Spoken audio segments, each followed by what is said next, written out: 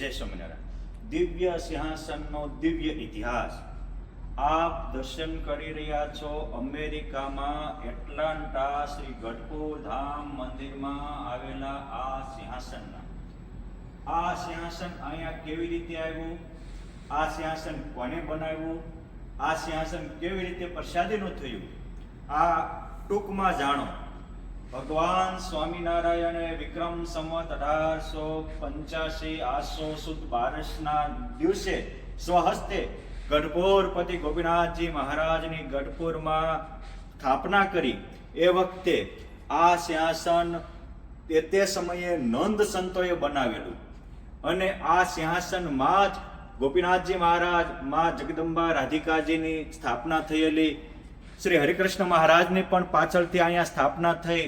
પરંતુ આ સિંહાસન વર્ષો સુધી ગઢપુરમાં રહ્યો અને આમાં મૂળજી બ્રહ્મચારી જેવા મોટા મોટા બ્રહ્મચારીઓ બ્રહ્માનંદ સ્વામી, મુક્તાનંદ સ્વામી, ગોપાળાનંદ સ્વામી, શામળિયા ચૈતન્યાનંદ સ્વામી, યોગાનંદ સ્વામી વગેરે અનેક નંદ સંતોએ આ સ્પર્શેલો.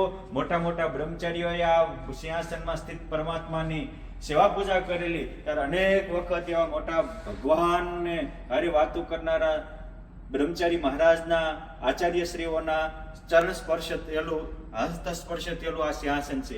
અહીંયા કેવી રીતે આવ્યું સમજવા જેવું છે. ગઢપુર ધામના મહાન સંત પુરાણી શ્રી જગત પ્રકાશ સ્વામીને આજે હું લાખ લાખ વંદન કરીશ. સ્વામીશ્રીએ મહાદાખલો કરી અને સનાતન ધર્મની પુષ્ટિ માટે સેંકડો પારાયણો કરી.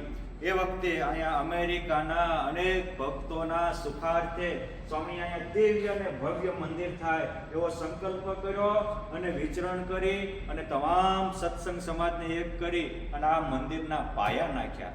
આ મંદિરના પાયા નાખ્યા.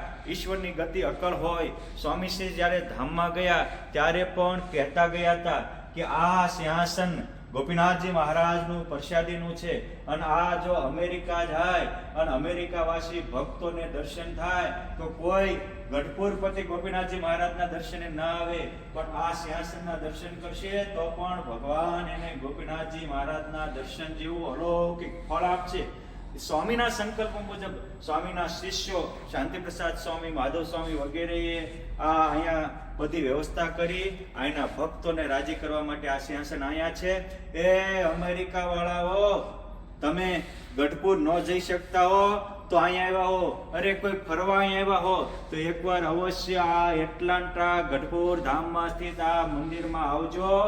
હરિકૃષ્ણ મહારાજ, ગોપીનાથજી મહારાજ, લક્ષ્મીનારાયણ દેવ, નરનારાયણ દેવ અને મંદિરમાં પ્રસાદી ભૂત ભગવાન વખતના ગણપતિજી મહારાજ ને હનુમાનજી મહારાજના દર્શન કરજો અને આ સિંહાસનના દર્શન કરશો.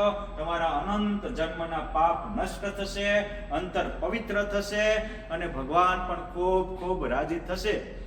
તો આ દિવ્ય સિંહાસનના આપ પણ દર્શન કરી અને આ દિવ્ય સિંહાસનનો અલૌકિક ઇતિહાસ સાંભળી અને આપ ઘર બેઠા આ મહારાજ વખતના પ્રસાદીના સિંહાસનનો દિવ્ય આનંદ માણો એવી અભ્યર્થના. જય સ્વામિનારાયણ.